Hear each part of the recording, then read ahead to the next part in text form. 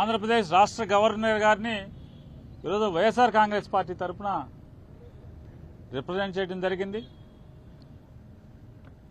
పెద్దలు రాజ్యసభ సభ్యులు సుబ్బారెడ్డి గారు, తిరుపతి ఎంపీ గురుమూర్తి గారు, అరకు ఎంపీ తనూజి గారు, దర్శి ఎమ్మెల్యే డాక్టర్ శివప్రసాద్ గారు, కేశినేని నాని గారు, అట్లాగే అరకు ఎమ్మెల్యే గారు, పాడేరు ఎమ్మెల్యే గారు, ఇంకా ఎమ్మెల్సీ రఘురాం గారు, కేశినేని నాని గారు, ఇక పెద్దలందరూ కూడా గవర్నర్ గారిని కలవచ్చడం జరిగింది.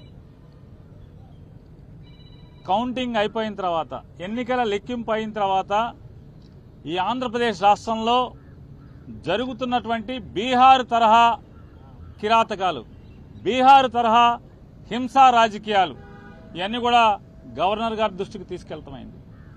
ఎన్నికలు ఒక పక్క జరుగుతుంటే, ఎన్నికలు సంపూర్ణంగా పూర్తవకుండానే మధ్యాహ్నం నుంచి తెలుగుదేశం పార్టీ గూండాలు ఏ రకంగా ఇళ్లపై దాడులు చేయటం, ఇళ్లు తగలబెడతాం, ఇంట్లో ఫర్నిచర్ ధ్వంసం చేయటం, మనుషుల్ని కిరాతకంగా కొడతాం, ఇళ్లలోకి వెళ్లి ఆడవాళ్ళని హింసించటం, కార్లు ధ్వంసం చేయటం, కార్లు తగలబెడతాం, ఆస్తులు నాశనం చేయటం, భయభ్రాంతులకు గురి చేయటం.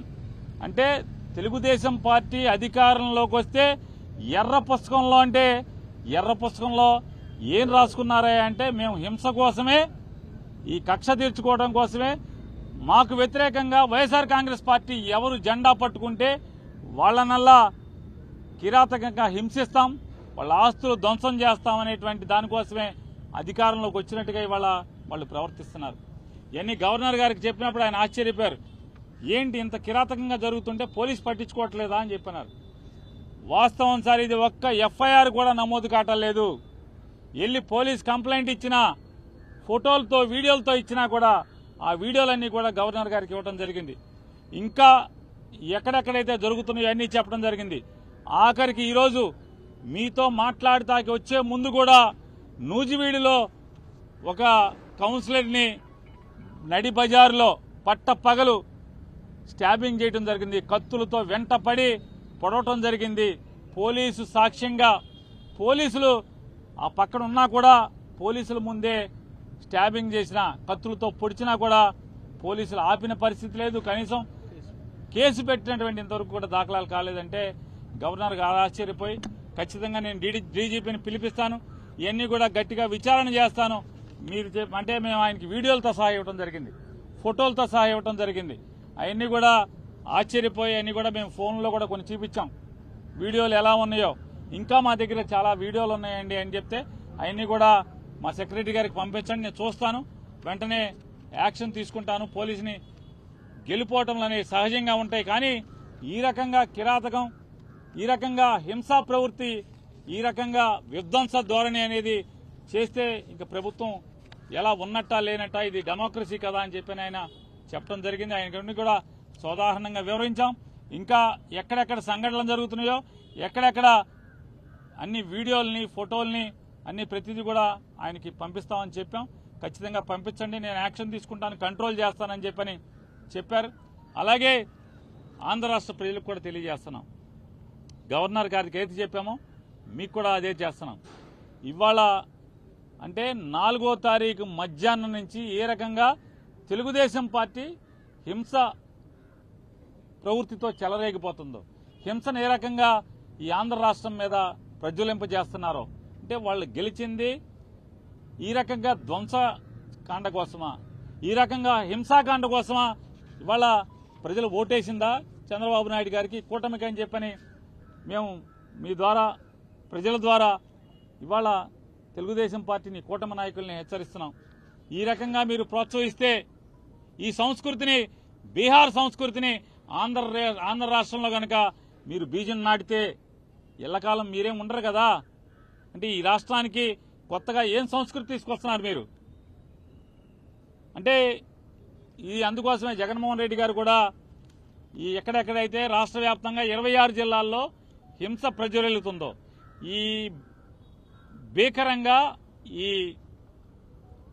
దాడులు చేస్తున్నారో, ఈ దాడుల్ని ధ్వంసకాండ రచిస్తున్నారో, వీటన్నిటిని కూడా గట్టిగా నిలువరింపజేయడం కోసం వైఎస్ఆర్ కాంగ్రెస్ పార్టీ కార్యకర్తల మీద ఎక్కడైతే దాడులు జరుగుతున్నాయో వాళ్ళందరినీ కూడా రక్షించడం కోసం పోలీసులు ఎలాగో ప్రేక్షక పాత్ర పోషిస్తున్నారు.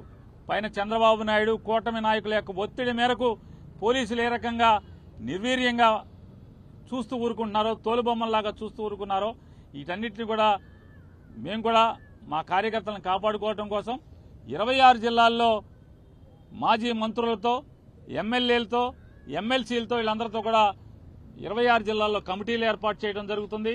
ఈ కమిటీలందరూ కూడా ఎక్కడెక్కడ తెలుగుదేశం ఈ కూటమి నాయకులందరూ కూడా ధ్వంసరచన చేసి ధ్వంసం చేస్తున్నారో, హింసాకాండ చేస్తున్నారో అక్కడ వైఎస్ఆర్ కాంగ్రెస్ పార్టీని వెళ్ళటం, వాళ్ళని పరామర్శించడం, అక్కడ వీడియోలు ఫోటోలు మొత్తం తీసుకుని అక్కడ ఉన్న ఎస్పీని కలవటం, మీడియా ద్వారా ప్రపంచానికి తెలుగుదేశం పార్టీ కూటమి నాయకులందరూ కూడా ఎంత ధ్వంసం చేస్తున్నారో, హింస చేస్తున్నారో, మారణకాండ చేస్తున్నారో అదంతా కూడా ప్రపంచానికి చెప్పే కార్యక్రమాన్ని, మా కార్యకర్తల్ని కాపాడుకునేదానికి, మా కార్యకర్తలకు అండగా ఉండేదానికి ఈరోజు జగన్మోహన్ రెడ్డి గారు కమిటీలు వేశారు. ఆ కమిటీలన్నీ కూడా రేపటి నుంచి ఆ కార్యక్రమాల్లో ఎక్కడెక్కడైతే దాడులు జరిగినాయో, దాడులు జరిగిన వెంటనే సమాచారాన్ని అందుకు వెళ్తాం. కానీ అలాగే లీగల్ టీంలన్నీ కూడా రాష్ట్ర వ్యాప్తంగా ఉన్న 26 నియోజకవర్గాల్లోని వైఎస్ఆర్ కాంగ్రెస్ పార్టీ లీగల్ టీంలన్నీ కూడా యాక్టివేట్ చేయడం జరిగింది. వాళ్ళు కూడా ఎవరైతే రాజకీయ పార్టీ నాయకులతో పాటు వాళ్ళు కూడా వెళ్తాం, కేసులు ఎక్కడెక్కడైతే కడతలేదో కేసులు చేసేదానికి కూడా ఎస్పీలని కలవటం, అలాగే ఆ వివరాలన్నీ కూడా మళ్లీ గవర్నర్ గారికి తీసుకొచ్చి ఇచ్చేదానికి కూడా ఇవాళ మేము నిర్ణయం తీసుకోవడం జరిగింది. ఇవాళ మరొకసారి కూటమి నాయకుడైన చంద్రబాబు నాయుడు గారిని కూడా గట్టిగా మేము హెచ్చరిస్తున్నాం.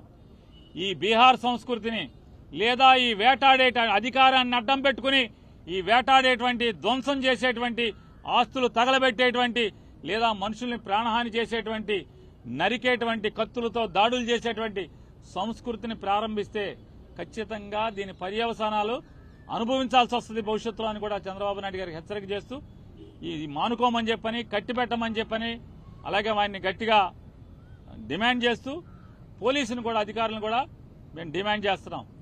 ఈ రకమైనటువంటి చేస్తే భవిష్యత్తులో చేయగలిగేదే ఉంటుంది. పిల్లిని గదిలో పెట్టి కొడితే పిల్లి కూడా తిరగబడుతుంది ఆత్మరక్షణ కోసం. ఖచ్చితంగా వైఎస్ఆర్ కాంగ్రెస్ పార్టీ కార్యకర్తలను కాపాడుకుంటాకి మేము కూడా తిరుగుబాటు చేయాల్సిన పరిస్థితులు వచ్చేదాకా తీసుకురాబాకండి అని చెప్పని కూడా వారికి తెలియజేసుకుంటూ, గవర్నర్ గారు గట్టిగా చెప్పారు, పోలీసుని పిలిపించి వీటన్నిటి మీద విచారణ చేయిస్తాను, ఈ ధ్వంస రచనని, ఈ హింసాకాండని కంట్రోల్ చేస్తానని చెప్పని కూడా గవర్నర్ గారు చెప్పడం జరిగింది.